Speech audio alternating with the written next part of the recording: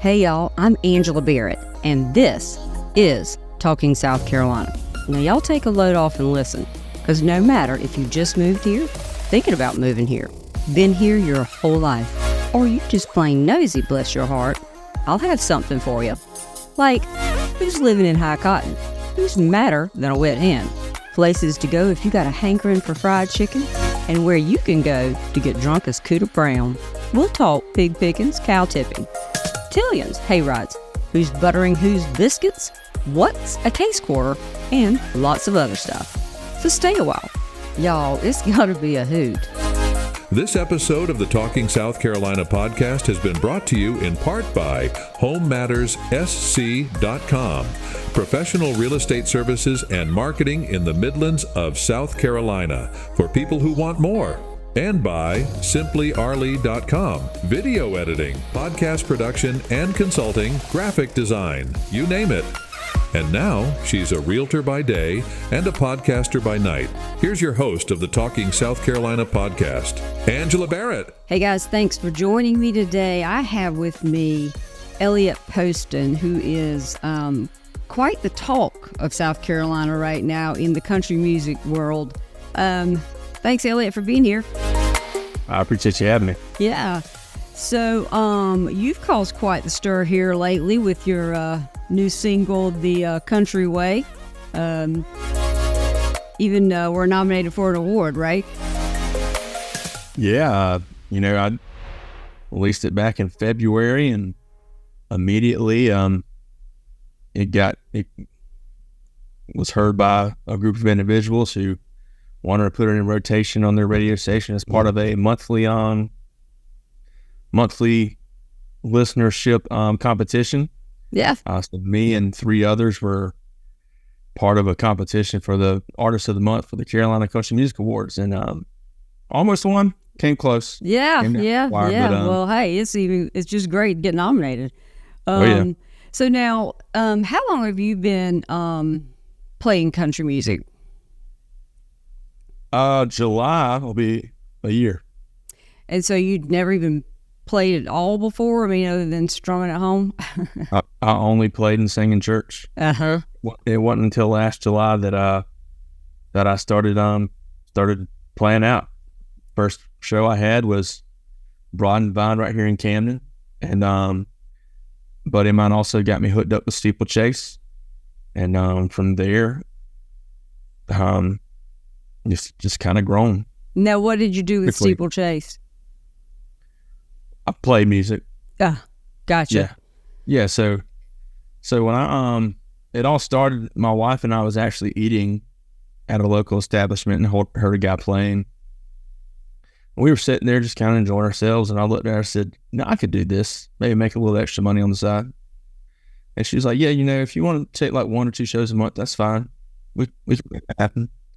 Well, it's just one of those things. I had my first show, and word got around. Had a lot of people come out for my debut. A lot of friends, Right.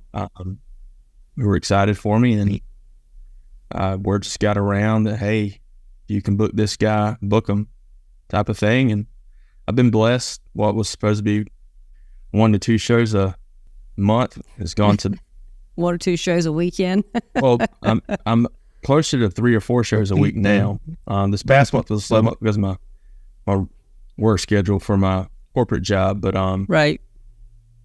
I'm normally hitting about 3 to 4 shows a week. There's one stat here coming up that I'm 6 shows in a row. Wow. So, Wow. So now, again, you just released, and that was your very first single ever released, right? Yeah. Congratulations. Thank And what made you? I've listened to the song. It's a great song, and so true. Yes, ma'am, and no, ma'am, and you give up your seat for the elderly. I like it. What was the inspiration for that song? Where'd you come up with the idea? I think there's a couple factors. One, I think for the first thing I wanted to do, I really wanted to pay homage and everything to the way I was raised. I can tell my parents I love them talk about how great they are. And I can talk about my grandparents and my memories from them, but kind of putting it in a song just makes it kind of last forever. Yeah. I grew up in a small town called Pamplico in South Carolina. Yes, you did. And, I remember the house on the front of the cover art is actually my grandma's old house. So just meant a lot to me. It meant a lot to my family, my extended family. Just the project all together, and there's so many of my family members who have just said, "Hey, thank you for this." Yeah, that's pretty cool. Very sentimental too. Now, what are you kids? I know you've got 2 kids. What do they think about Dad being the up and coming? Everyone, so my family is my biggest fans. Sure. So it's fun. Just playing. There's some gigs they can't come to because of age and stuff, but a lot of I'd say probably 95% of the shows I play, say, hey, just tell me, hey, if we know we say 21 and up at this time, but if it's your family and they want to be here, right? They can. Because obviously you're playing mostly in bars. Yeah. Well, I play mainly like restaurants. Oh, okay. Restaurants, but they serve alcohol. Sure. Like last night was a sports bar and grill I played at, but it's just at 10 o'clock they have a 21 and up rule, just to eliminate any issues. But they told me, they said, hey, if your family wants to come and hang out the whole time, they're more than welcome to, just because they're with you. Yeah, sure. Now, what would you say, I guess, the biggest venue you've played at? And again, I've been doing it but a year, and here you are already. But what would you say, I guess, the biggest venue you've played so far? Biggest venue? Or biggest crowd, Oh, probably my single release concert. Okay, and where'd you do that? I did a single release concert actually at the Arts Center here in Camden. Oh, that's cool. And then we sold it out. Oh, cool. So the rest, it's cover songs. The rest of what you sing, your country music. Who's your go-to when you're doing that? Do you have one artist that you do more of their songs than any other, or? It's pretty spread out, I'd say, because I don't just do country. I'm a country music artist, but I don't just do country. Right. And it's kind of the fun part whenever you're playing cover music is you'll be sitting there, all of a sudden you'll go into a song and everybody just turns their head and it's like, whoa. I don't want to give anything away. You just have to come hear me, but I'll play some 80s classic rock. My wife's favorite band is Journey of all time is Journey. My best friend is too. We danced to Journey at our wedding. So I always play some Journey. Country wise, I love Chris Stapleton. I loved Luke Combs. I love Brooks and Dunn. I play a good bit of Bailey Zimmerman as well. Yeah. I've gotten into more Travis Tritt. Oh wow, throwing it way back. I grew up. That's what I grew up on. I'm 37. Grew up on 90s country. I love 90s country. So a lot of the stuff I'm playing is 90s to 2000s country primarily, or maybe it's a remake of a 90s song like Luke Combs did Fast Car. Yeah. Tracy Chapman. So yeah, I have mixed emotions about that since I'm such a Tracy Chapman fan. I love it. Very mixed emotions. And I really loved whenever they did it together at the Grammys. Yeah. I was going to say, have you ever seen Luke Combs in a concert, in person? Nope. Bucket list. Yeah, let me tell you. I hope to be playing on stage with them one day. Do what? I said, hopefully I don't have to watch them. Hopefully I'm just on stage with them one day. Yeah. Well, there are people who are entertainers, and then there are people who are good singers. He is one hell of a entertainer. I am just telling you right now. I was just like, obviously he can sing. that's a no-brainer. But, you just don't, I didn't see that coming. I was like, wow. Great concert. He seems like one of those guys that is just, he's a man, he's a man's man, he's a guy's guy. And doesn't care. Be your best friend. Yeah. Yeah. I think I like his attitude a little bit. Here I am, and, that's kind of how I am. Here it is. Yep. Don't like it. Won't have to.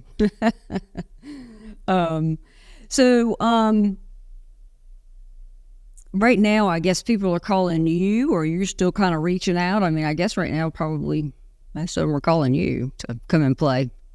No, the grind is the grind. Yeah. I don't want to. In order to grow your footprint, you have to get into new areas. So sure. I'm pretty regular at some places, and the majority of places when I play there, they'll say, "Hey, let's go ahead and get you on for a couple more minutes." Yeah, and I'm blessed for that. Some venues are harder to work with than others, and it's just one of those things that I may love to play somewhere, but if you miss out, you miss out. Right. Yeah. But there's also, you also get to the point where you're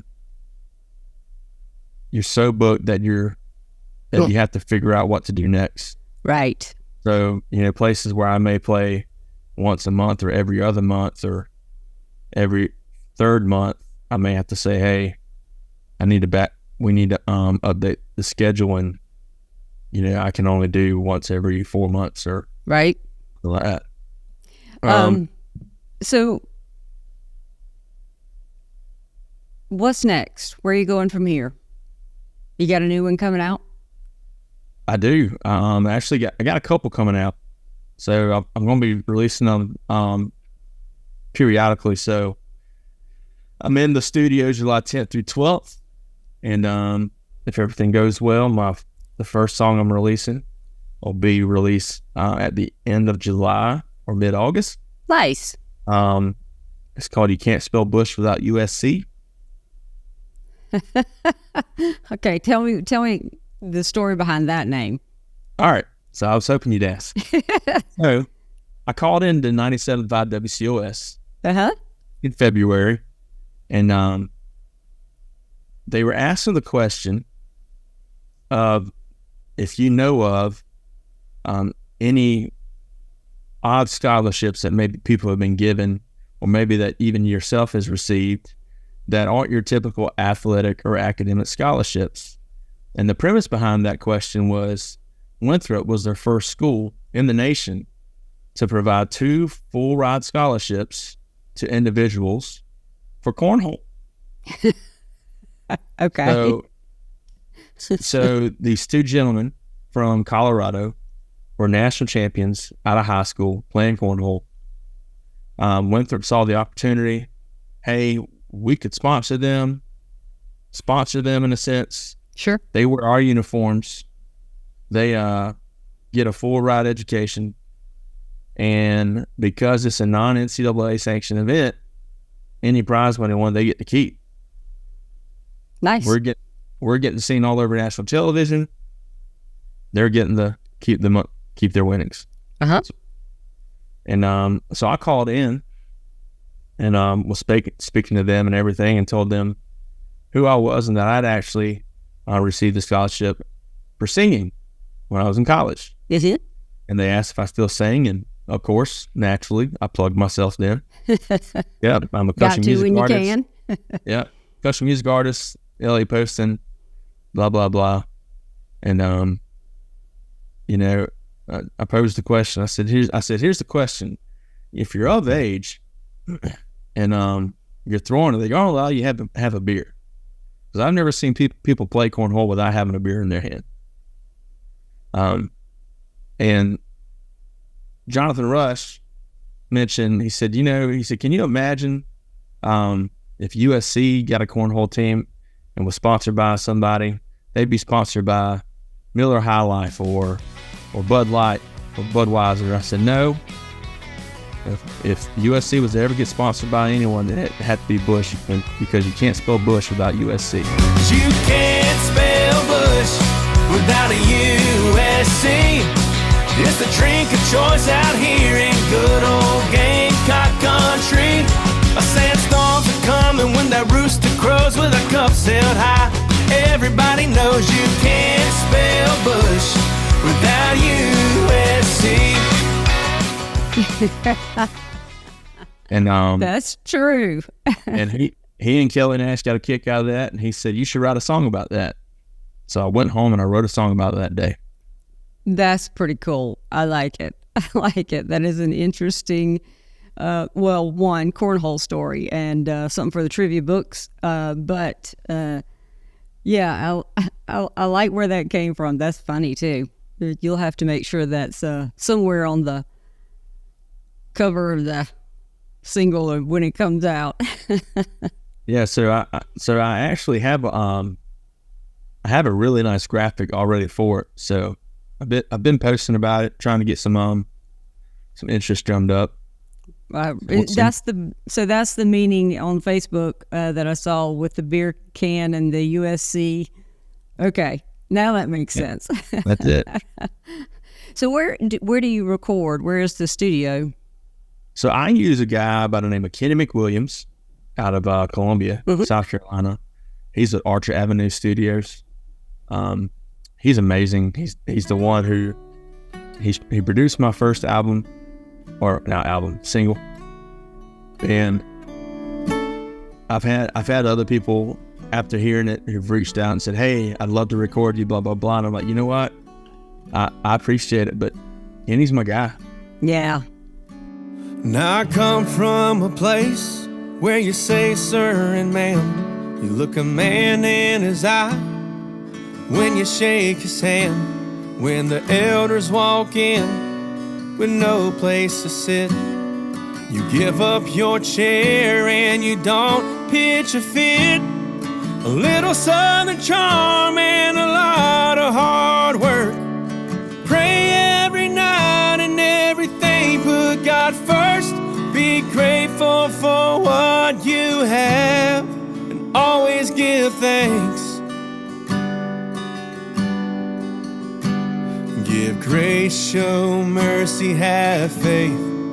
That's the country way. Yeah.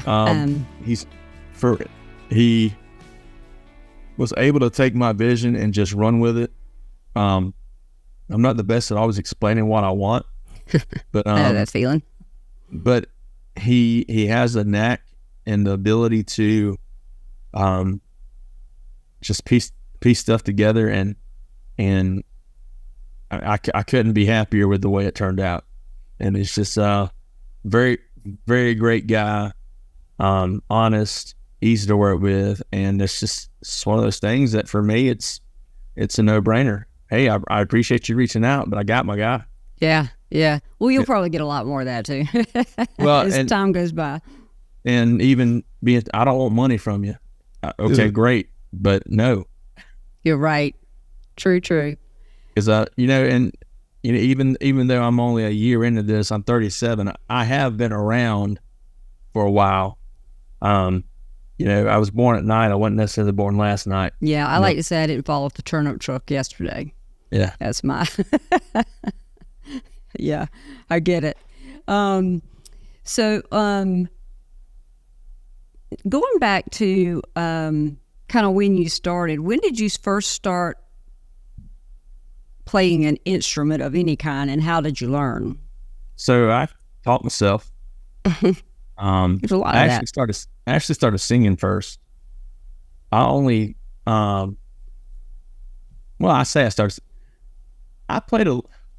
took a little bit of piano lessons back when I was in like 6th grade. My grandma had an old piano. I had a cousin who was taking piano lessons, and I just picked up on it quickly. My cousin even makes comments now. She's like, "Yeah, you just make me sick. I'd be in there practicing piano, playing piano, struggling. You just come in and just start playing everything." And, so I guess I just kind of picked up on it. But I played for like 6 months, took lessons for like 6 months and quit. But I finally sang when I was like 15, and I sang for the first time in church for a youth Sunday. I sang a Blessed Assurance a cappella. Ooh. Because I actually heard a guy at FCA camp who was one of our counselors sing it. I was like, man, that sounds so good. I bet I could do that.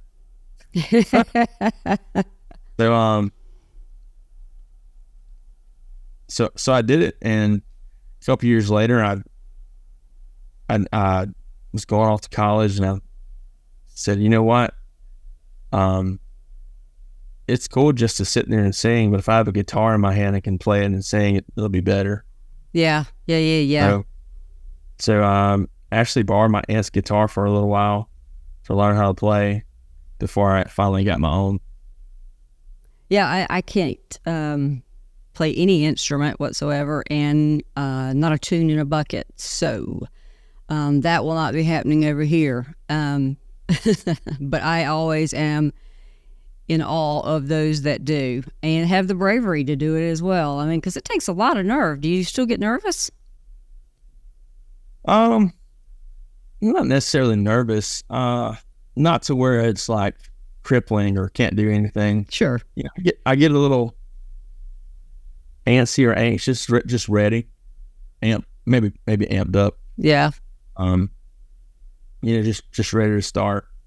But like now, I was probably most nervous at my single release concert.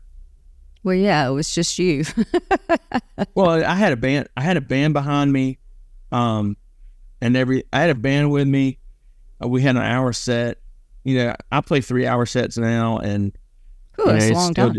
And it's just me. I play 3 hours and just me, no band. Right. I don't really get nervous for that, but I think a lot of it is because, you know, I'm getting there an hour early. It's taking me 30 minutes to set up, and by the time I'm set up, I get set up, finally get me something to drink, or just use the restroom, or tidy up whatever I need to tidy up while I'm up there, wherever I'm playing.